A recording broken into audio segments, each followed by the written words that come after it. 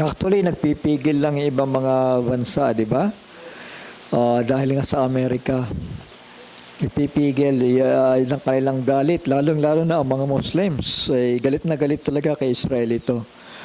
At dahil na sa Amerika, ay hindi nila magalaw ang bayang ito. Pero ito ang pangyayaring ito, no, na kasi yung plano ng tao, hindi plano ng Diyos yan eh. Di ba?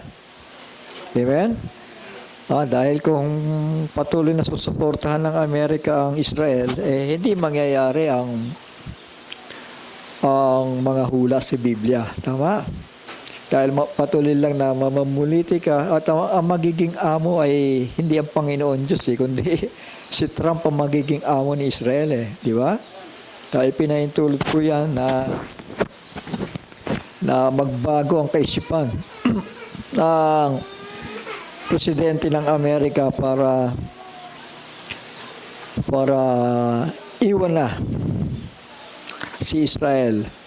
So, say amen?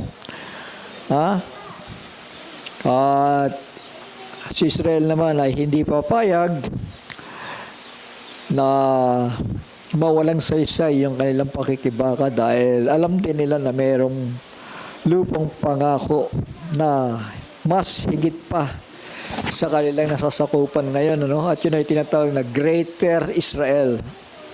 Shall we say amen?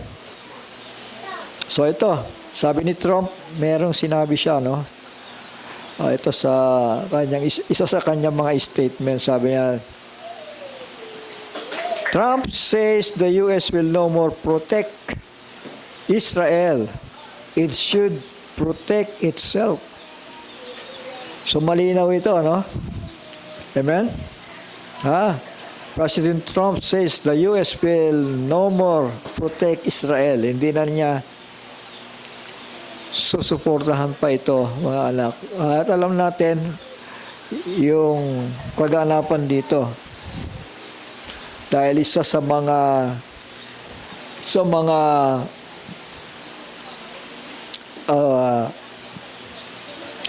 sumira sa bayang ito ay ang bayang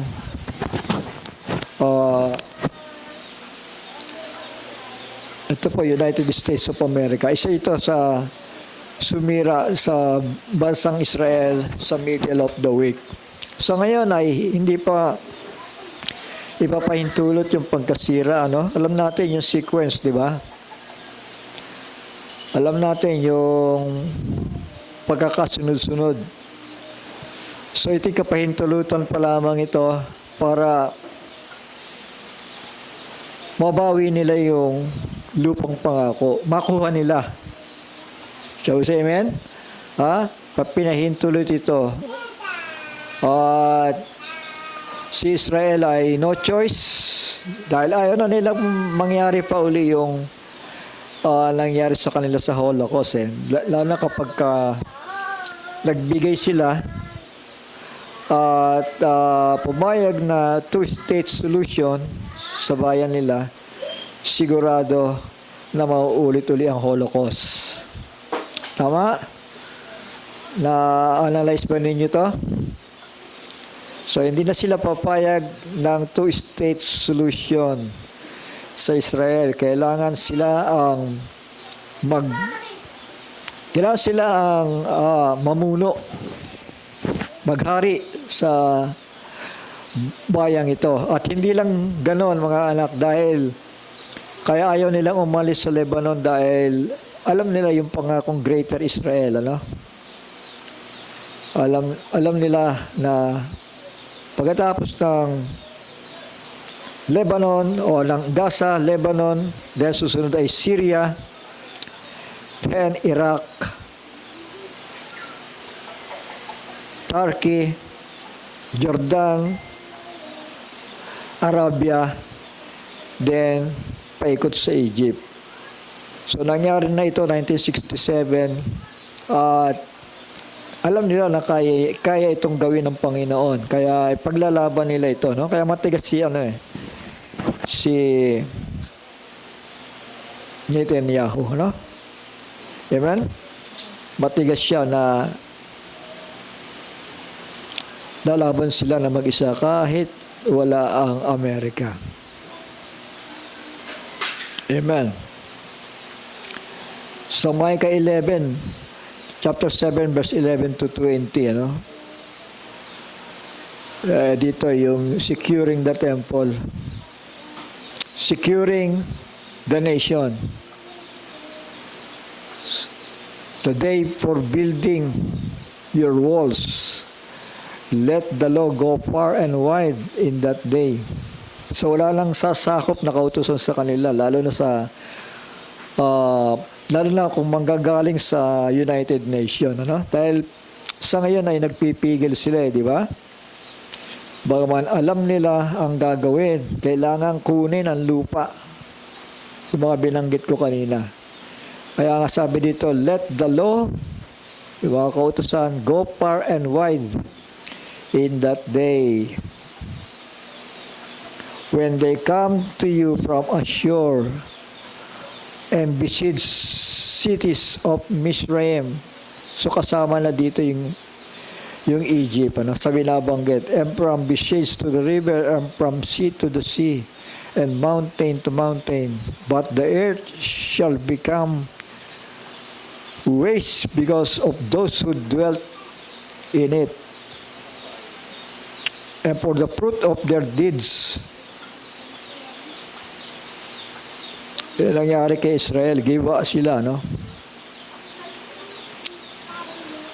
At sa puntong ito ay kailangang mabawi nila yung lupa. Sabi dito, shepherd your people with rod, the flock of your inheritance, who dwell alone in a forest in the midst of Carmel. Let them feed in Bashan and Gilead as in the days of old, as in the days when you come out of the land of Misraim. So yung sagana sa panahon ni Solomon, ano? Doon na nagana si Israel. I shall let him see wonders. Yung mga himala, naranasan ni Israel ito. Let the nations see and be ashamed of all their might. Let them put their hand over their mouth. Parang ganon. Let their ears be deep. Let them lick the dust like a serpent. Let them come trembling from their strongholds like snakes of the earth. Let them be afraid of Yah, our Elohim, and fear because of you. Who is an El like you? El. Sino ang makapangyarihan na tulad mo? No? Amen? Taking away crookedness and passing over the transgression of the remnant of his inheritance. He shall not retain his wrath forever, for he himself delight in loving commitment. He shall turn back, he shall have compassion on us, he shall trample upon our crookedness, and you through all our sins into the depths of the sea. You give truth to Jacob. Yung you pala dito ay walang iba kundi ang ating Panginoon. Amen? Ha? Ito'y panahon na ng restoration ito, panahon ng redemption. Si Kristo po ang namamagitan. Kaya yung you dito walang iba ang ating Panginoon. Yung tagapamagitan. You give truth to Jacob. Jacob is Israel. Loving commitment to Abraham, which you swore to our fathers from the days of old. So yun yung pinangako kay Abraham, ano?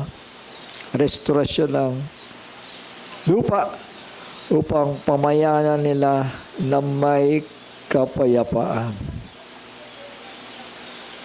Haba eh. Minasabalin niyo yan. Basahin ninyo kasi pagpapatibay sa inyo yan. Ito, Genesis 15, tatalong ko na lang dito. Yung sinend ko kahapon. Ano.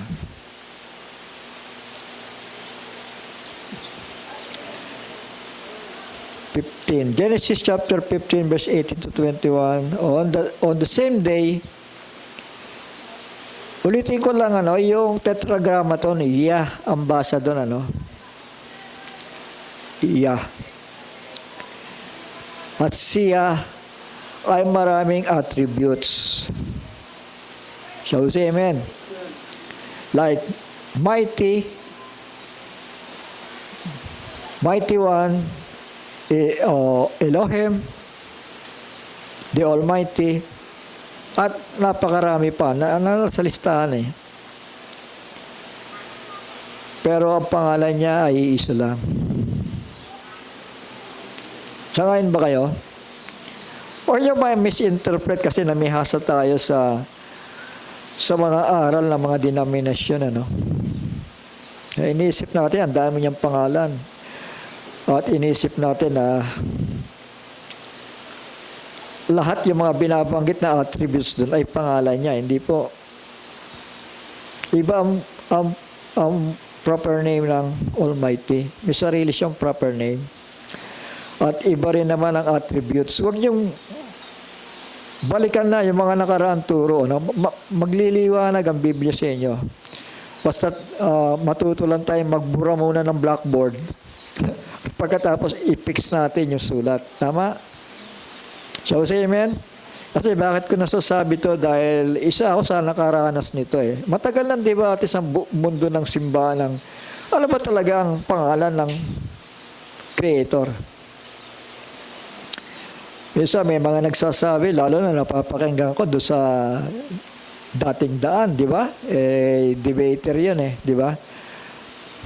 Ang dinadahilan ni Soriano, ang pangalan daw ng hindi Jehovah, kundi I am that I am. Ang pangalan daw ng Creator. Hindi rin naman pangalan yung I am that I am Shall we say amen? At lalo hindi rin Jehovah ang pangalan niya. Dahil wala naman letter J sa panahon ni Israel, di sa mga Hebreo. Naintindihan natin? Dahil dumating sa punto na hindi lang nila nababanggit na ang pangalan ng makapangyarihan sa lahat sa kadahilanan ng mga sumakop sa kanila. Babylonia, Persia, Gracia, Romans, at nakapangalat nila sila sa iba't ibang bahagi ng mundo. Hindi na nabanggit yung name na yon At nagliwanag lang ito, mga anak. Dahil may mga bahagi pa ng salita na magpapatotoo sa kanyang pangalan. Ngayon, yung Dead Sea Scroll, na-research nila yun At naglabasan yung mga iba-ibang mga version ng Biblia, Ay meron isang matapang na grupo na bumuo, yung International Research Version, International Research Version. Ang ginamit talaga nila ay tetragrammaton. Hindi mabasa nga yun Kapag ka tetragrammaton, hindi nila binabago yon. Basta yan, bahala na kayo kung anong basahin nyo dyan. Pero meron din naman isa sa kanilang grupo na translator din. Ini-interpret niya yung tetragrammaton as Yah. Siguro may revelation siya, Di ko rin nakita ito Yung salitang Hallelujah.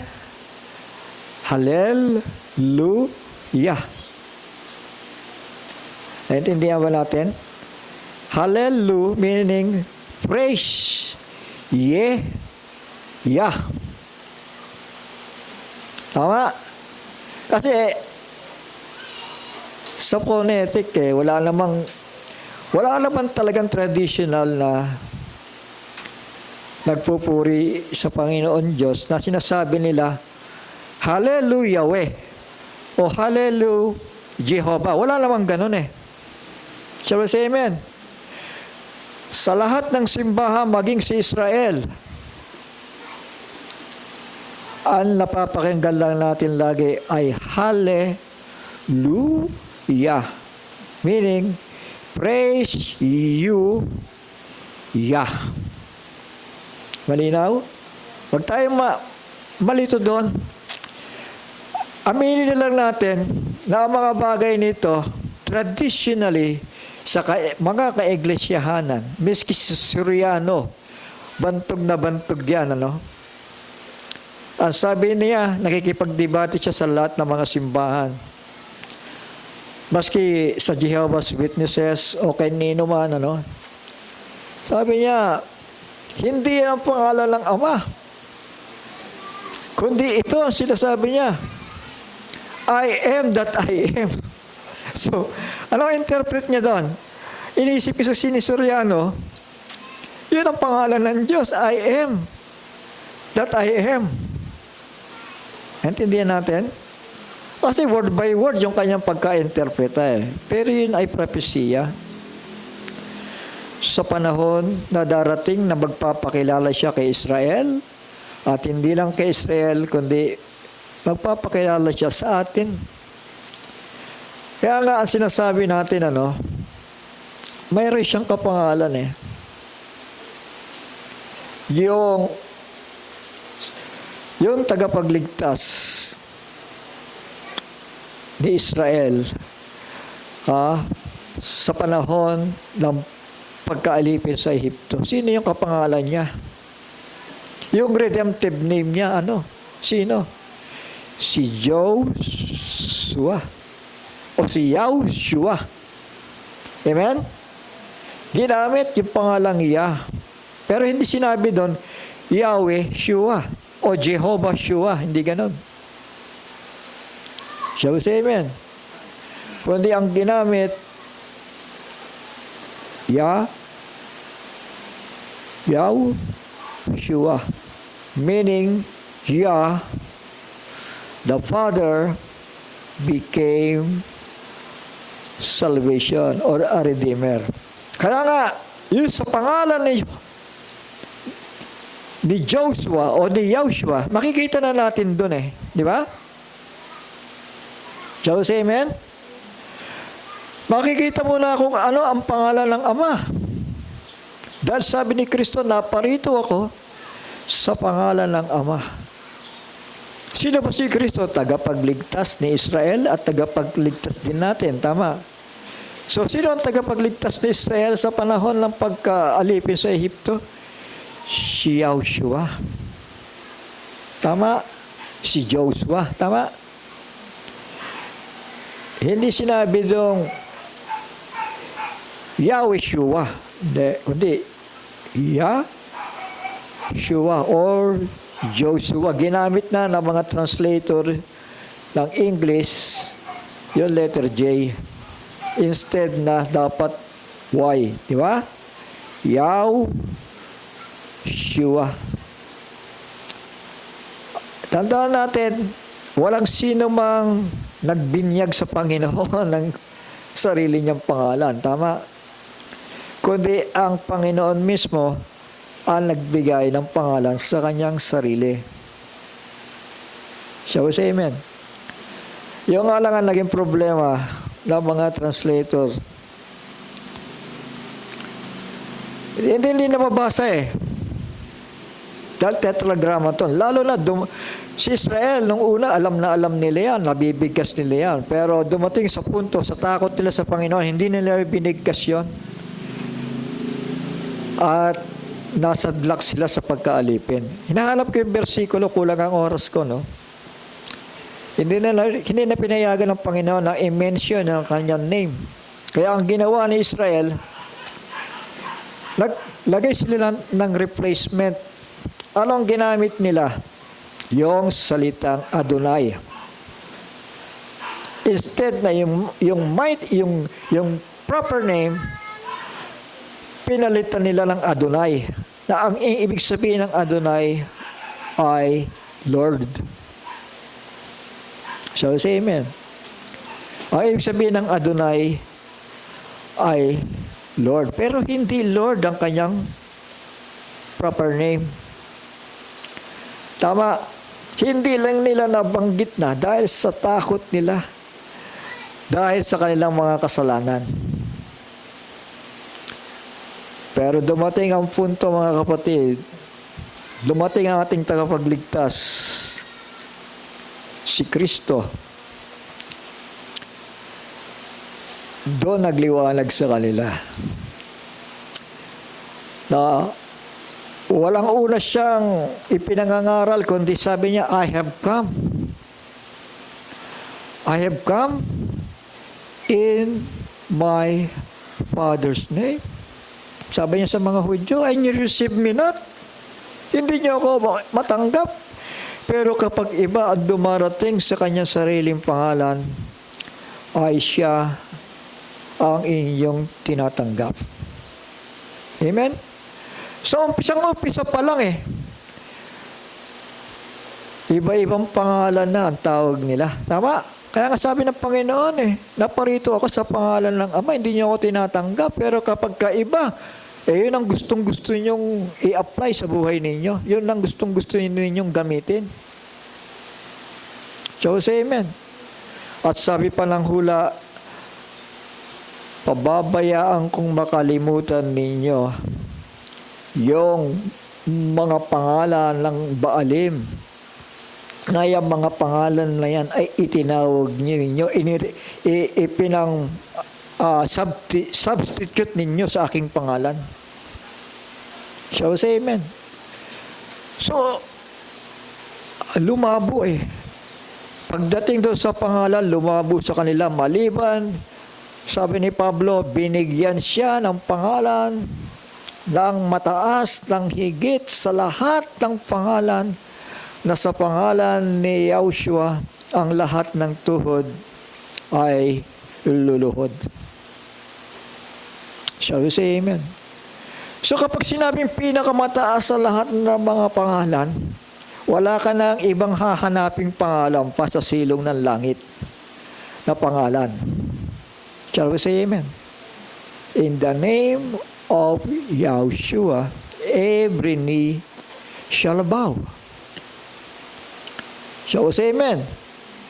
At si Kristo lamang ang nag-iisang tao na pinanahanan ng fullness of God, na siya rin ang nagsabi na I have come in my Father's name. Shall we say amen? At siya rin ang nagsabi na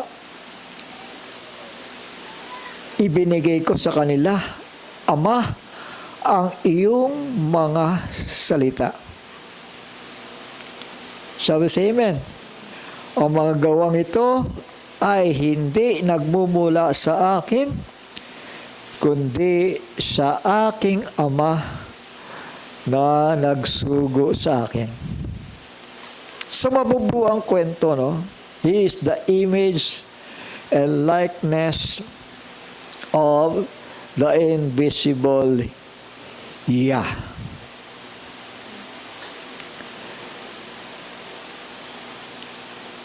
God means Almighty. Hindi pa rin yan name. Tama. Lord is an attribute. Panginoon siya. Pero hindi pa rin yan ang name. Tama. Kasi kung yung God ay yun na rin ang name, dapat yan ang pinagamit. Tama. Kay Kristo. Tama. At sasabihin ni Kristo, I am the God. Ay wala na kayong ibang hahanapin pang pangalan, basta I am the God. Tapos na. Di ba? Pero sabi niya, I have come in my Father's name. Naparito ako, dala ang pangalan ng Ama. Problema, maraming hindi naniniwala doon. You receive me not, sabi niya. At doon, nagpakita siya ng mga himala. nagpakita ng mga palatandaan at sila'y naniwala. So, say amen. Napakahalaga na maintindihan natin at maunawaan natin ang tamang pagtawag, ano? Dahil siya nagbigay ng pangalan sa sarili niya, eh. So, say amen. Dahil bawat pangalan sa banal na kasulatan ay mayroong ibig sabihin. Halimbawa, ang Johnson kasi sa Amerikano Johnson pa rin no? 'Di ba sa English, 'di ba? Pero sa Pilipino yan ay Juan. Tama. Pag halimbawa si Johnson pumunta sa Amerika. Siyempre, dahil Pilipino siya, Juan ang pangalan niya, tama? So say amen. Pag pumunta siya ng Amerika, at tatawagin siyang Johnson, Johnson. Lilingon ba si Johnson? Siyempre hindi. Kasi bininyagan siya ng tatay niya. Pangalan ay Juan. Sabi si amen. At hindi natin. Hindi siya lilingon. Ba't Johnson ang tawag niya sa akin? Hindi naman Johnson pangalan ko. Ang pinangalan sa akin ng tatay ko ay Juan. Yun ang pangalan na merong significance para sa akin. Ba't babaguhin yun ng Johnson? So, say amen. Ganon din kay Kristo. Shall we say amen? Ganon din kay Kristo. Alam nyo, doon tinawag niya si Pablo, di ba? Si Pablo ay Roman citizen. Ibig sabihin, alam niya salitang ng Romans, di ba? Ngayon, dual citizen siya, pinakikialaman niya si Israel dahil nangangaral sila ng pangalan ni Yahushua. Amen? Hindi alam ni Pablo yun, na Yahushua ang pangalan niya. Kaya nung si Pablo ito mabulag, at nakakita ng liwanag, nagliliwanag na gano'n. Tinanong niya, sabi niya, sino ka baga? Panginoon, tinanong niya. Yung liwanag na yun, kung sino siya. Alam mo, sumagot ang Panginoon sa wikang Hebreo. Madalas kong binabasa yan, mga anak. Hindi na natin basahin. Nahirapan ako maghanap, ang daming bersikulo eh. Tatandaan ninyo lahat ng sinasabi ko. So, say amen? Dahil mapapagduktong-duktong niya, pangako ko sa inyo. Sumagot, sabi doon, sa wikang Hebreo. Bigay niyo sa akin yung bersikulo, kayo magbasa dyan para masundan ko. Sumagot ang Panginoon sa wikang Hebreo. Sabi niya, ako, si Jesus na iyong pinag-uusig. Wala pa namang letter J nung araw eh. At saka yung Jesus, hindi naman yan salitang Hebreo. So, say amen. So, ano ang Hebreo? Dahil kapangalan niya nga si Yahushua, si Joshua. At wala pa rin Joshua noon. Wala naman letter J. Sumagot, di ba? I am Yahushua, whom thou persecuted. Ako si Yahushua na iyong pine-persecute. Sumagot sa wikang Hebreo eh. Tama ba? Ano ang persikulo? Gawa. Marami yan. Dalawa yan eh. Alam ko eh. Ako, si Jesus na iyong pinag-uusig. Sa King James yan ha. Sabi ng isang mga ngaral King James daw. Ang higit na malapit. Knowledge shall increase, Yung Biblia natin, palitan natin ng International Research Version. Kaya nga research version yan eh. Nag-research sila, lalo na sa mga pangalang ginamit. At may meaning.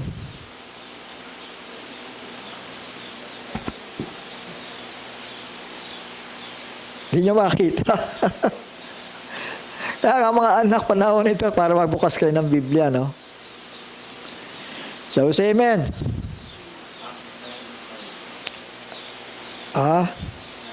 Tulungan nyo ako. Yan. Masarap yung may katulong. Acts. Dalawa yan.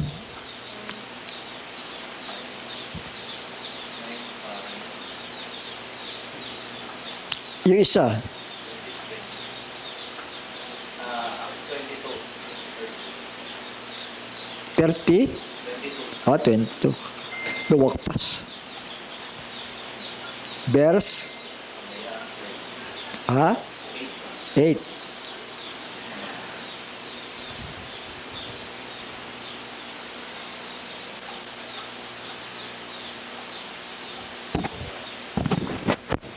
Ito yung paglalakbay ni Pablo, no? And it came to be, sa 6, ano? As I was journeying and coming near Damascus yun, ano? About noon, suddenly a great light shone around me out of heaven. And I fell to the ground and heard a voice saying to me, Shaul, Shaul, why do you persecute me? And I answered, sumagot si Saul, who are you, Master? So tawag niya ay Master. Who are you, Adonai? Who are you, Rabbi? And he said to me,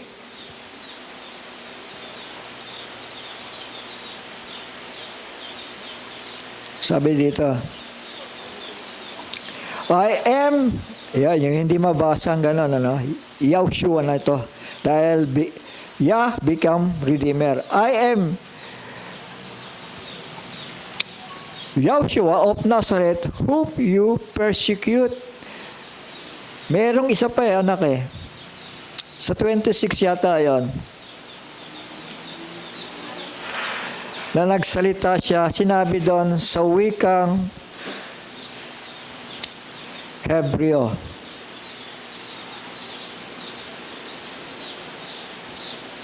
Dahan-dahan lang tayo.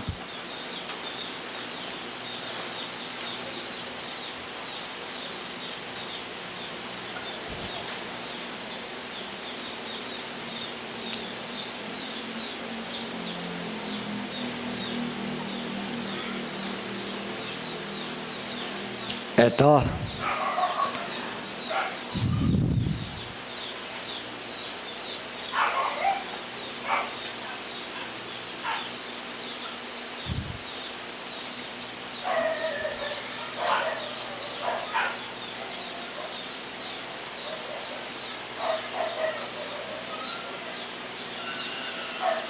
Sa 21 verse 40. At nang siya'y pahintulutan na niya,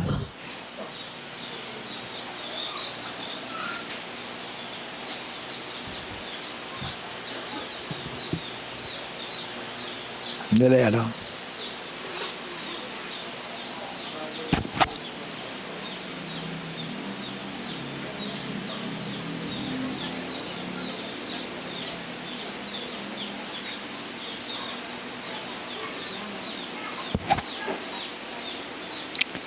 Sa 14, talon natin. At ang mga pasubasob sa lupa kaming lahat ay narinig ko ang isang tinig na nagsasalita sa akin sa wikang Hebreo. Saulo, Saulo, bakit mo ako pinag-uusig? Mahirap sa iyo ang sumikad sa mga matulis. So dito nagsalita ang Panginoon kay Pablo, no? At ang ginamit ng Panginoon ay wikang Hebreo. Shall we say amen? Kasi nga nagtanong si Pablo, di ba? Sino ka baga? Panginoon. Yung portion na yon, no?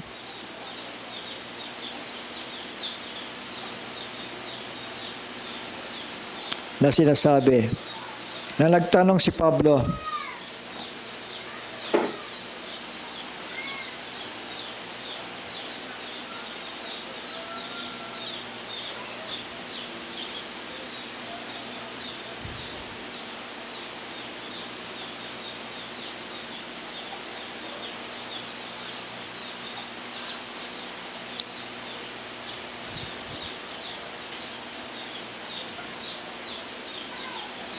so yun mga anak, ano? Sumagot ang Panginoon sa wikang Hebreo. Dahil ang tanong kasi, sino ka baga? Sabi sa amen? Hindi naman pwede sumagot ang Panginoon sa wikang Romans kasi yung pangalan niya ay Hebreo. Hebreo name yung pangalan niya, di ba? Tama ba? I am Yahushua, whom thou hast persecuted. So yun ang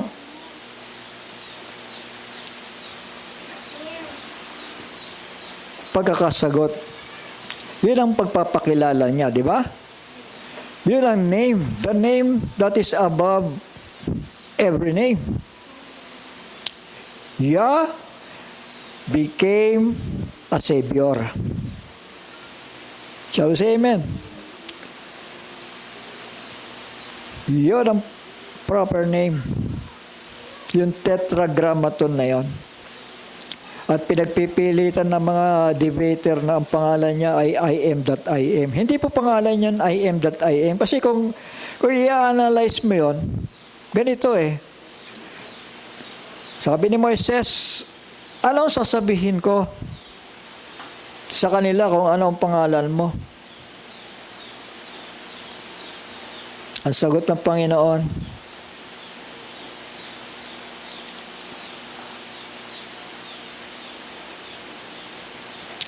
I am that I am. Ngayon, kung titignan natin, i-analyze mo yun, pangalan ba yun I am that I am? Hindi, di ba? I am that I am. Ano yun? Ibig sabihin lang nito, ang gustong sabihin ng Panginoon kay Moises, ako yung darating. Dahil tinatanong mo kung ano ang pangalan ko, ako yung darating na yon. I am that I am. So say amen. Gusto ko lang kasi maging malinaw sa inyo to mga anak, no? I am that I am. At anong sagot na ngayon ng Panginoon, di ba? I have come in my Father's name. Shall we say amen? I have come in my Father's name. So what is His name?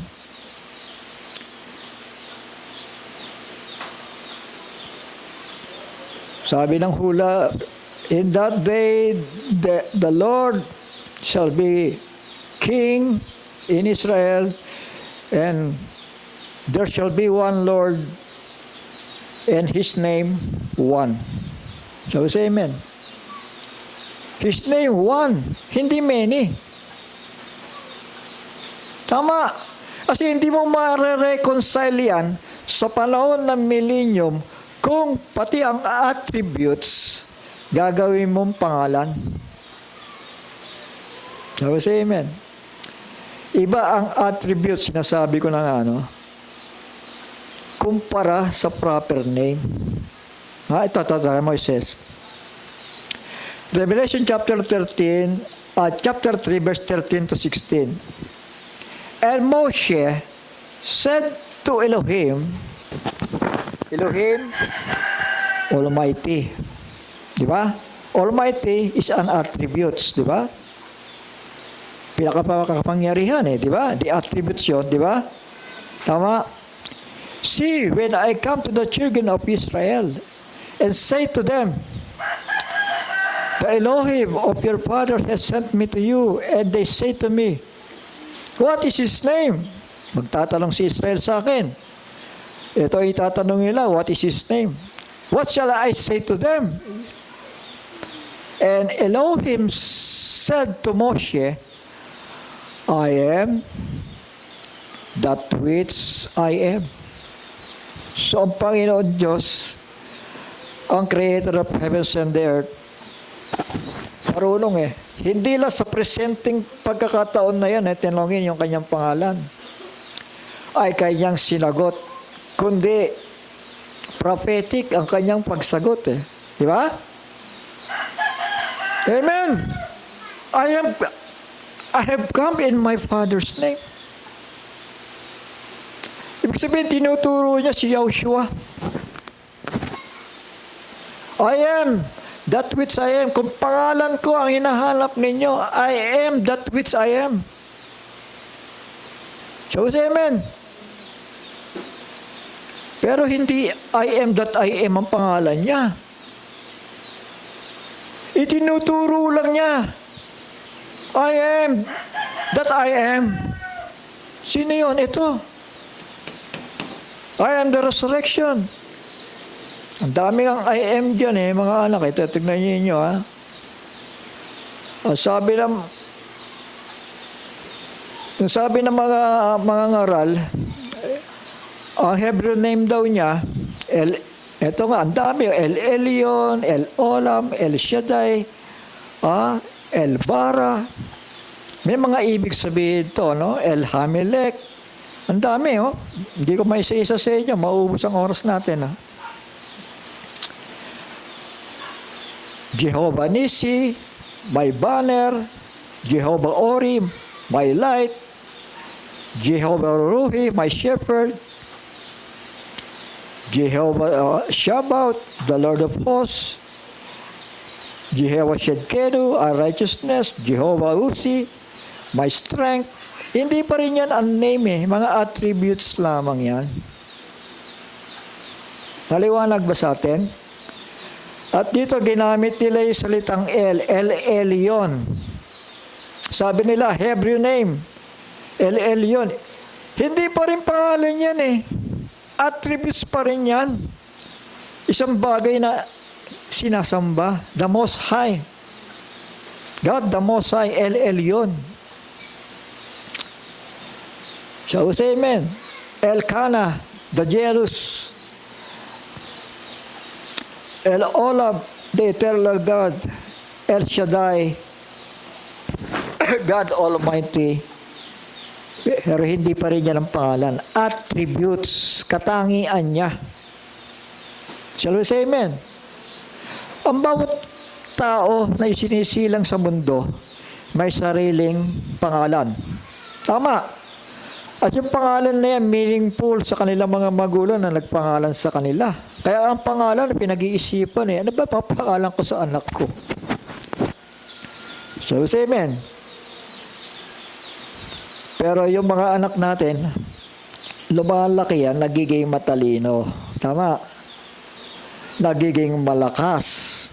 Nagiging masipag. Pero ito yung mga katangian na lamang nung may-ari ng pangalan. Shall we say amen? Amen. Sa loob ng mahabang panahon, mga anak,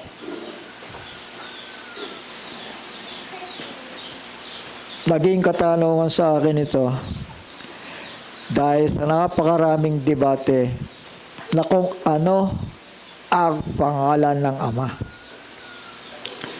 Kaya sabi ng Panginoong Hesus, baptizing them in the name of the Father,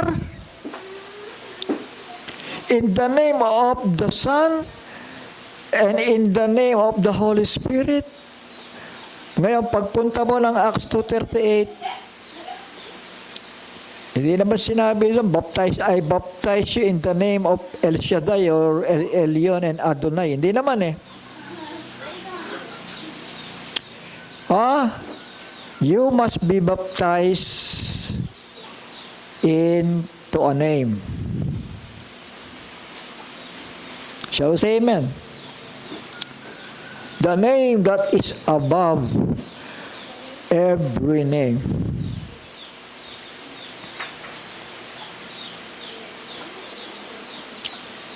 Tingnan natin ito. Tingnan niyo yan, ha? Ay, sorry. Wala.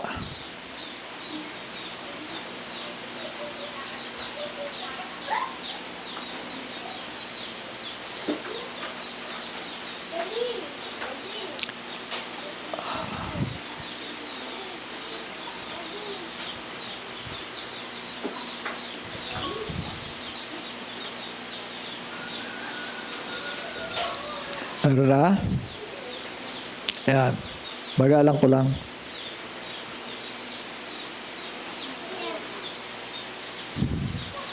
Ito.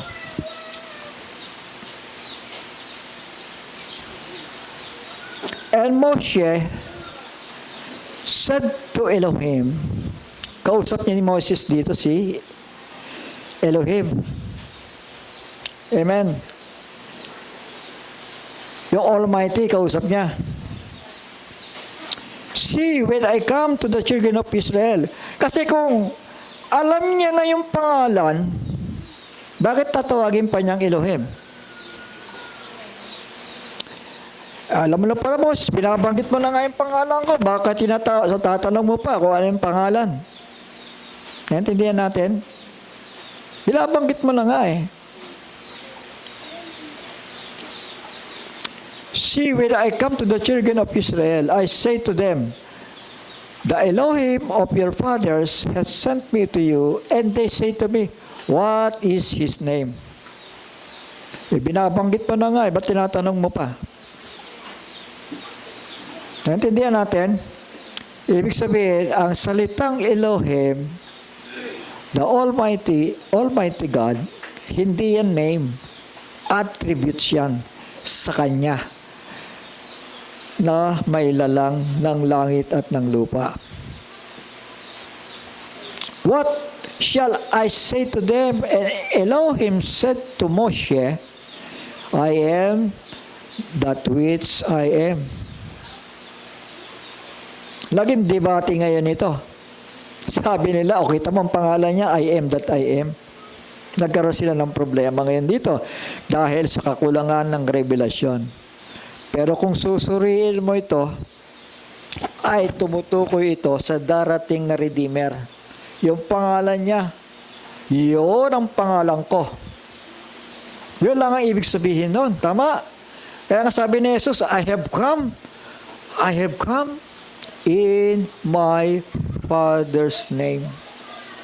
And He said, thus you shall say to the children of Israel, I am has sent me to you.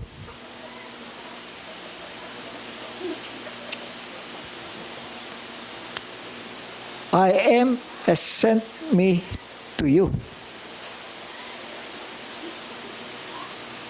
Yun ay sa panahon ni Moises. Pero ang higit na dapat nilang bantayan yung pagdating ng Messiah ay yung unang pagparito ng kanilang tagapagligtas. Tama? Shall we say amen? Dahil ito yung dapat nilang lalong pagpukusan eh. Dahil ibinigay ang kautusan kay nino? Kay Moises. But grace in truth ay dumating sa pamamagitan ng ating Panginoong Hesukristo. Tama ba? So anong mas mahalaga? Yung pagparito ni Moises o yung pagparito ng Panginoon? Grace and truth sa pagdating ng Messiah. So say amen.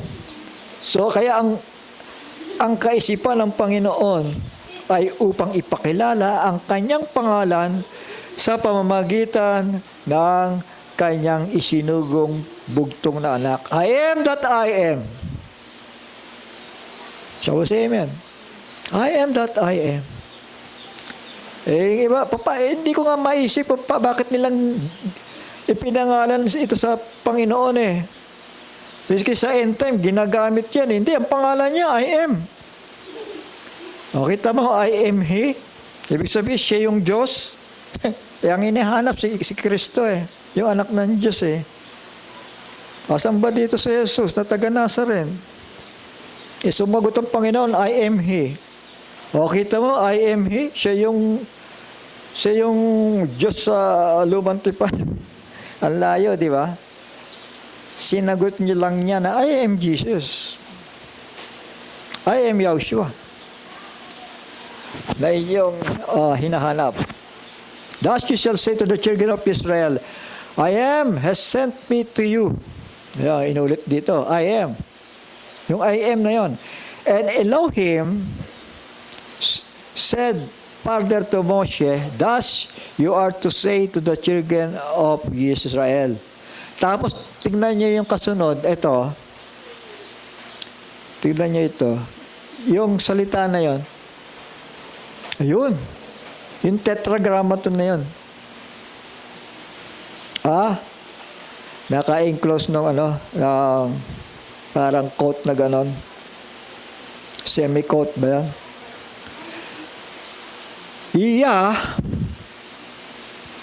Tapos dumuktong yung Elohim. Nakita ba natin? Elohim of your fathers, the Elohim of Abraham, the Elohim of Yitzhak, and the Elohim of Jacob has sent me to you.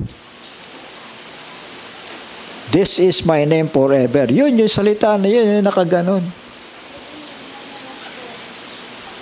Hindi Elohim ang pangalan, kundi yung naka-enclose na ganoon. Kundi, unawain ninyo. Tama. Thus you are to say to the children of Israel, Tapos dinuktong niya, the Almighty. Nakita ba natin? Yung tetragrammaton ang nauna, the Almighty of your fathers, the Almighty of Abraham, the Almighty of Yitzhak, the Almighty of Jacob, sent me to you, and this is my name forever. Kaya yung hallelujah, hindi pinalitan yan Yung pangalan niya, yung His name is Yah. Sabi na, ang dami dito. Kaya nga yung pangalan ni Netanyahu, sa kanya kinukuha yan Sabi, ang pangalan sa langit at sa lupa, kumukuha sa kanya. His name is Yah. Netanyahu, Isaiah, Jeremiah, Hosea. Kamusta naman yung Emmanuel? Diba? His name shall be called Emmanuel. So, babalik ka pa rin sa proper name. Shall we say amen? Hindi Emmanuel ang pangalan niya. Kundi ang ibig sabihin lang ng Emmanuel, God is with us. Pero hindi Emmanuel ang pangalan niya. Shall we say amen? Kasi sabi rin, His name shall be called Emmanuel. Sa kaisipan ng mga tao, kung in-interpret mo yan, ang maling interpretasyon, ang ibig sabihin pala ng Emmanuel, yung pangalan ng Ama yan. Hindi po. His name shall be called Emmanuel. Ang Emmanuel doon, may tanong kasi doon what is His name? Kung His name ay Emmanuel, na ang ibig sabihin ay God with us, what is His name? That is the question. Tama ba ako? Amen. Kung Emmanuel ang ibig sabihin ng kanyang pangalan, ang question, what is His name? Ito ngayon, you are to say to the children of Israel, Yah, Elohim of your fathers, the Elohim of Abraham, the Elohim of Isaac, the Elohim of Jacob, has sent me to you. This is my name forever. Kaya nga si Jesus nagpalit ng pangalan Shall we say amen? Amen. Kasi yung pagkakilala ng Ama at ng Anak. Kaya naguguluhan ngayon ang mga tao. Hindi nila naintindihan yung sinabi ng Panginoon, I have come in my Father's name and you receive me not. Hindi nila naintindihan eh. Gayon, napakalinaw, naparito ako ha. Sa pangalan ng tatay ko. Oh, di ba simple yun? Amen. Ibig sabihin, yung pangalang ginagamit niya ngayon, pangalan niya ng tatay niya. Kaya nga pagdating ng Revelation chapter 3 verse 12, nagpalit siya ng pangalan. Pero yung ama, nanatili yung kanyang pangalan dahil hindi niya ibibigay ang kanyang kaluwalhatian di ba? Ang purpose lamang ng bugtong na anak para ipahayag ang ama, ipakilala ang pangalan ng ama, ipaalam ang mga gawa ng ama, ipaalam ang mga salita ng ama. This is my name forever, and this is my remembrance to all generations. Go and you shall gather the elders of Israel together and say to them, inulit dito, Yah, Elohim, the Almighty. Ibig sabihin, Elohim. Pero yung tetragrammaton na yun, hindi, alam niyo, masyado kasi yung ano dito, translator ng International Research Version, masyado siyang maingat di ba? Lalo na't pagdating doon sa pangalan. Amen.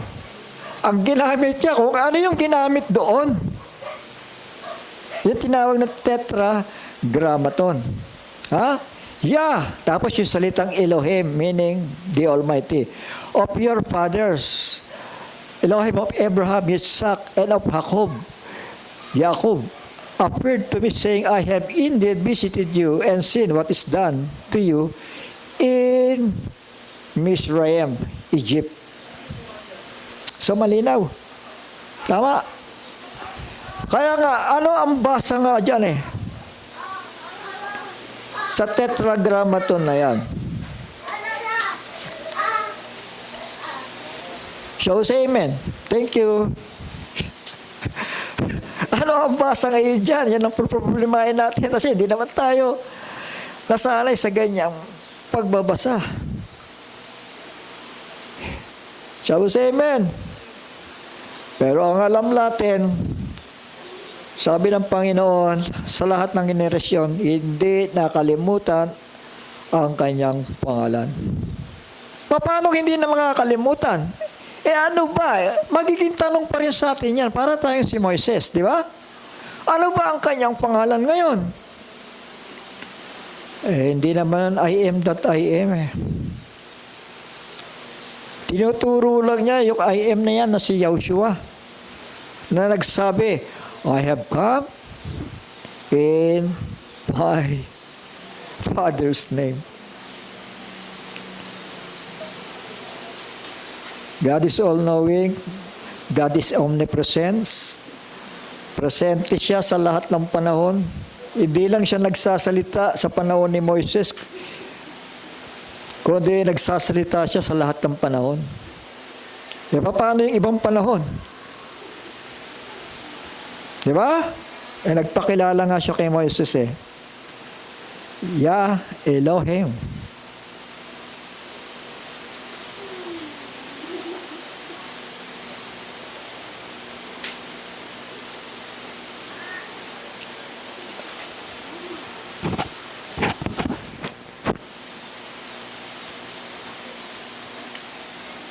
For unto us a child is born, a son is given, and the rule is on his shoulder, and his name, yung name pa rin di ba? I have come in my Father's name, and his name shall be called, ito na yung mga attributes, Wonderful, Counselor, Strong L, Father of Continuity, the Prince of Peace. Pero wala dyan yung pangalan niya. Tama. Amen. Tingnan natin ng kumpleto.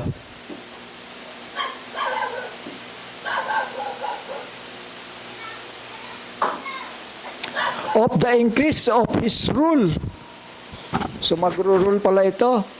Hari ng mga hari. Hari ng kapayapaan. There is no end upon the throne of David and over his reign to establish it and sustain it with righteousness or right ruling and with righteousness from now on even forever. The ardor of Yah of hosts does this. So doon binanggit yung pangalan sa verse 7. Sabi sa amen. Na siya daw ang may gawa nito. Amen. Yung counselor, yung wonder, yung wonder, yung counselor, yung strong L, yung father of continuity, yung prince of peace na yun, walang iba kundi siya. Yung tetragrammaton na yun. So, say amen.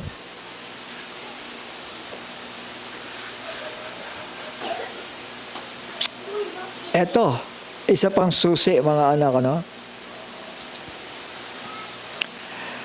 Zechariah chapter 14, verse 9. And Yah shall be sovereign over all the earth. In that day there shall be one Yah. And his name, one. Tama. Isipin mo, ito, sabi pa nila dito, ayan, sabi nila, Hebrew name daw yung El Elyon. Ang ibig sabihin nun, God Most High, ano? Hindi yan name. Mga katangian niya yan bilang Diyos na sinasamba. The Most High, ang Diyos ng kataas-taasan. Elkanah, El Olam, El Shaddai, God Almighty, yan, pamirial tayo diyan, di ba? Pero hindi yan ang name. Tama. Kaya nga sasambahin siya sa isang pagtawag lang ng pangalan. Doon lang natin siya mamimension, sabi doon sa kanyang pangalan. Hallelujah. Hindi mo na kailangang banggitin yan, napakarami na yan. Dahil lahat ng katangian na yan, pasok doon. Sa name above every name, the name of the Redeemer, I have come in my Father's name. Lahat ng tuhod ay luluhod doon sa pinagbigyan ng higit na mataas na pangalan sa lahat ng pangalan. Every knee shall bow in the name of Yahushua, the Messiah. Yung kanyang pangalan ang tinutukoy. Isipin nyo yung ginawa nila, no? Nagdagdag na sila yung dinagdag yung hindi mabasa na YHWH. Ginawa nilang Jehovah. So, say amen. Nag-remove and replace sila at nagdagdag. Naging Jehovah tuloy. So, say amen. Amen. Panahon na ito ng knowledge shall increase, sabi nga. Shall we say amen? At hindi lang tayo kailangan bumabad sa King James. Dahil maraming problema yung translation ng King James na yan. Biski yung Jacob, isa sa writer, ng epistle. Pinangalan kay King James, di ba? Instead na Jacob, ang pinangalan ay James. Shall we say amen? Isang malaking, alayo naman na interpretasyon yan. Sa translation yan. Amen. At yung letter J na ginamit, malayo yan doon sa nakasalubong ni Saul sa kanyang paglalakbay. Di ba? Dahil nagsalita siya, si Kristo, nagsalita siya sa wikang Hebreo. Tama. I am Yahushua, whom thou hast persecuted. Amen? Amen. Napakahalaga, mga anak, napaka-importante ng pagtawag sa tamang pangalan. In that day, there shall be one Lord, and His name, one. Isa lang.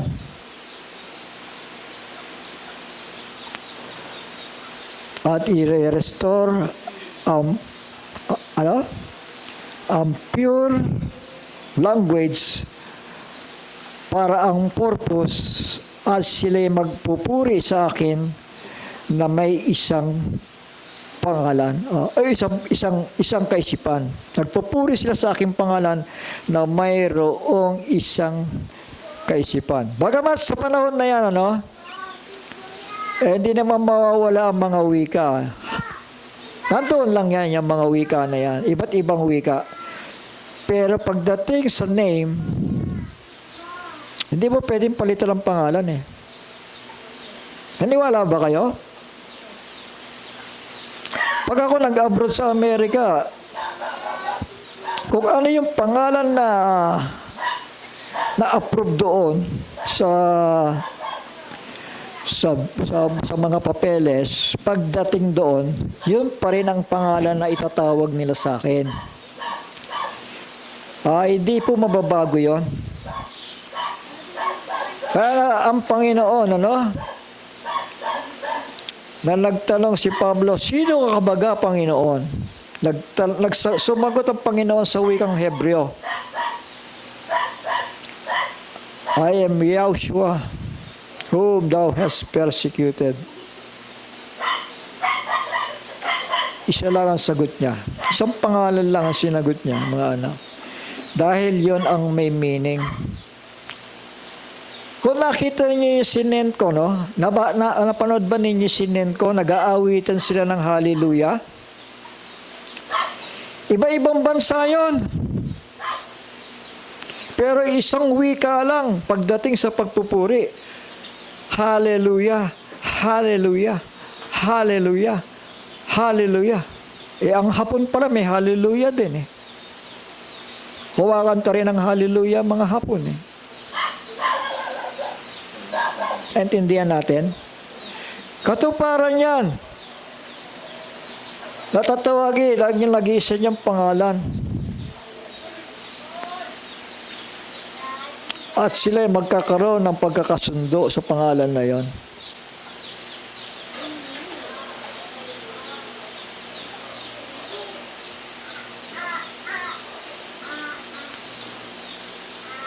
At isa pang mahalaga, yung repentance, Tingnan natin na Acts 2:38. Ayan.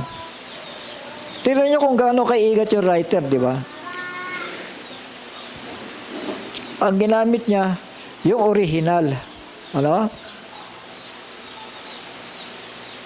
And Cephas said to them, si Peter yon, repent and let each one of you be immersed in the name of Yahushua, Messiah, for the forgiveness of sins, and you shall receive the gift of the set-apart Spirit. So, ganoon kahalaga yung pangalan na yon. Dahil may kalakip na kaligtasan. Shall we say amen? hindi humayo ang mga alagad at sinabi, binabautismuhan kita sa pangalan ng Ama, sa pangalan ng Anak, at sa pangalan ng Espiritu Santo. Hindi ganon. Kundi humayo sila, may ginamit silang pangalan. At yun ay redemptive name of the Father. Kahit isang pangalan lang yon, applicable yon sa tatlong opisina, the Father, the Son, and the Holy Spirit. Tama. Dahil yung name na yon, ng tatlong titulong yon, o attributes, sabihin natin, nakalakip doon sa pangalan ng ating Panginoong Hesukristo. Tama? Yahshua, meaning Yahshua, salvation, the Messiah. Amen. So yan po ang kanilang ginawa, ano? Ayun. Maingat sila. Pero yung pagbigkas, bagaman mga simpleng bagay ito para maintindihan natin, dahil yun naman ang importante. Yung isang pangalan na yon na mapupuri natin siya. Makikilala natin siya sa tamang pangalan. Amen. Dahil isa yan sa kadahilanan na sa puntong nag-spread na ang katotohanan, ano? Nakala sa Chris. Pero yung mga tao natatakot eh. May mga takot, pinairal nila yung takot. Hindi kung ano na lang siya tradisyon.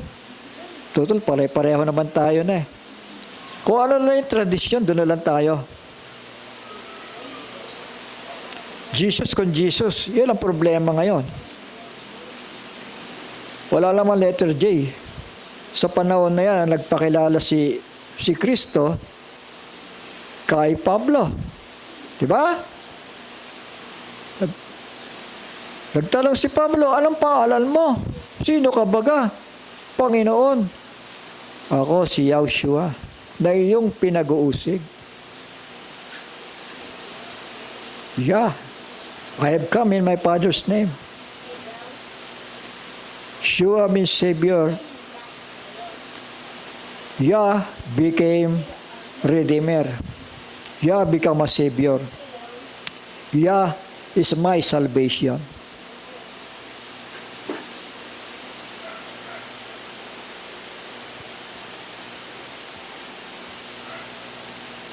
Konti na lang mga anak, ano? Isa na lang. May iisip akong isang versikulo dito, no?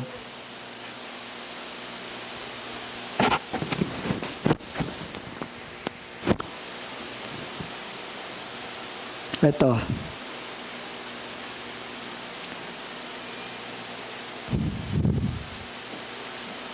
John chapter 10 verse 34 to 35.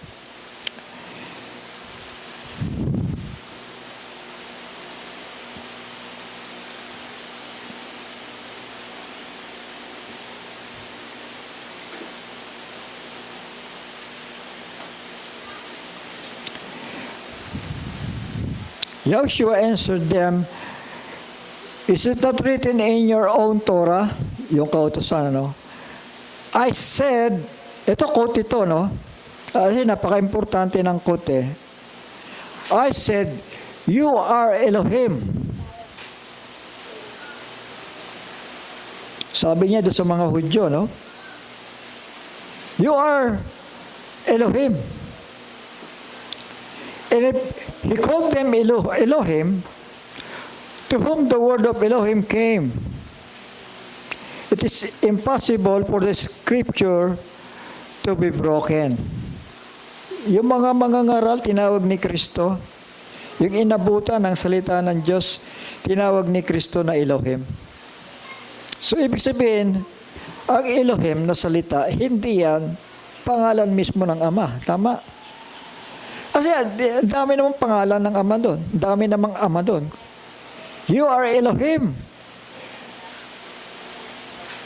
If we call them Elohim, to whom the word of Elohim came, you capitalize Elohim, and it is impossible for the scripture to be broken. Do you say of him whom the Father set apart and sent into the world, si Kristo yun, you are blaspheming because I said, I am the Son of Elohim. So you see, una sinabi niya, you are Elohim. So tama naman yon para hindi ma-break ang kasulatan. Tama? Shall we say amen? Para matupad ang kasulatan, you are Elohim, sabi ni Kristo. Dahil ang dinatnan ng salita ng Diyos, ang dinatnan ng salita ni Elohim, ay mga makakapangyarihan. Tama? Amen? So, ibig sabihin, kung tinawag ni Kristo sila na mga Elohim, hindi naman Elohim ang pangalan nila. So, say amen. Mga katangian lang yon na dinatnan ng salita ng Diyos. Kaya nga sabi niya dito, I am the Son of Elohim. Ako yung anak doon nag-iisang Elohim. Yung makapangyarihan sa lahat na nag-iisa. Pero kayo ay Elohim din. At ako naman ay anak ni Elohim. Anak ng kataas-taasan. Anak ng makapangyarihan sa lahat. Naintindihan po natin?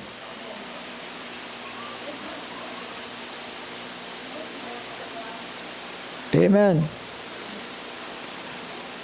Amen. Kaya ako dito humantong kasi matagal ko naranasan yan Yung mga debate patungkol sa pangalan ng makapangyarihan sa lahat Ang tagal. At itong mga huling araw na ito, kailangan lang pala ng higit na maliwanag na translations ng Biblia. Dahil kung nanatili ako sa King James, wala tayong maintindihan. International Research Version.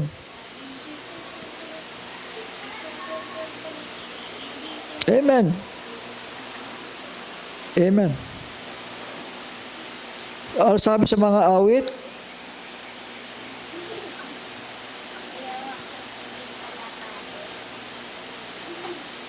Ito, Psalms 20 verse 9.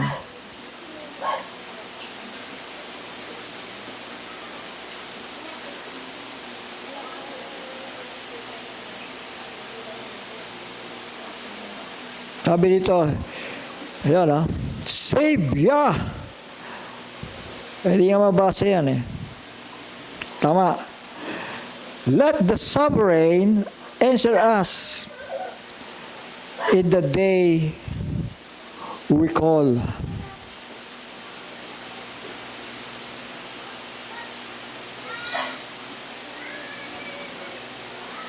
So yung pangalan na yon.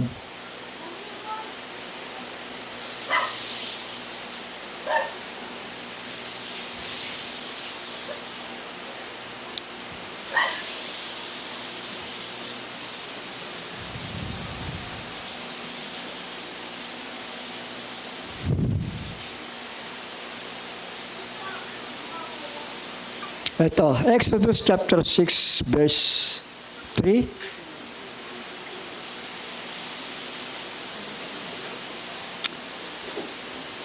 Sabi niya dito,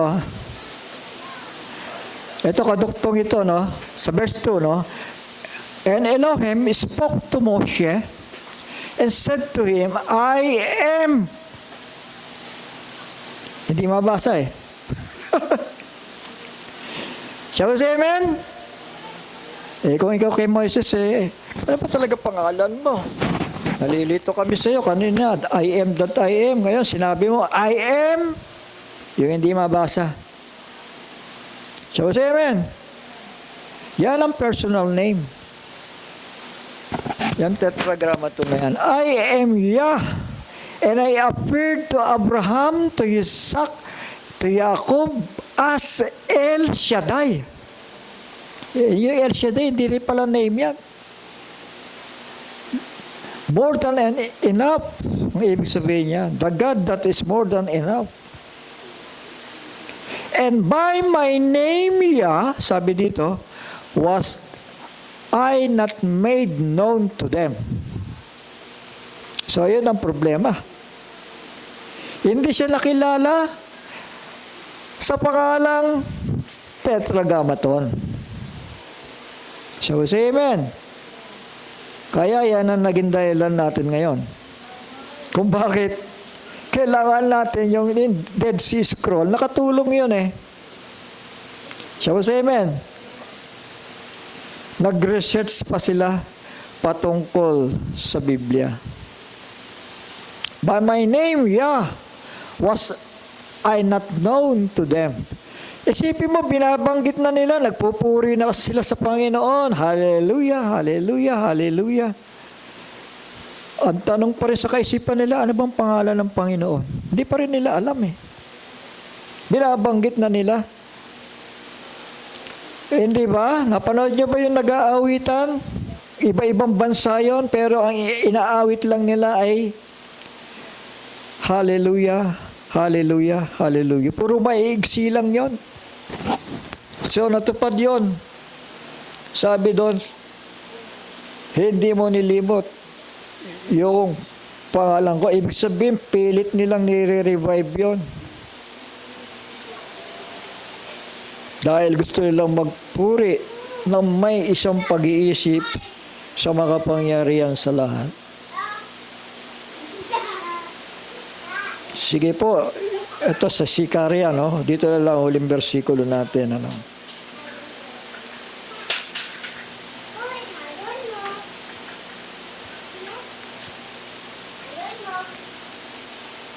(49) Ito po. And Yah shall be sovereign over all the earth. Isang pangalan lang, di ba? In that day, there shall be one Yah. And His name, one. So dito, malinaw na ito, mga anak. Isa lang ang kanyang pangalan. The rest na mga bagay ay nag-a-attribute sa kanyang kakayahan. Tama? Amen? Sana maging malinaw sa atin ito, mga anak. Ano? Malapit ang dumating ang Panginoon. Kasi baka hindi lumingon eh pag tinawag natin siya sa ibang pangalan eh.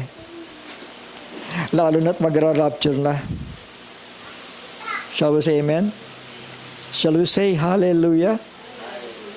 Iyan po ang pagpupuri kay Yah. Purihin ang Panginoon. Hanggang dito na lamang at magpasalamat tayo sa Panginoon sa oras na ito. Amang banal na nasa langit, muli nagpapasalamat kami sa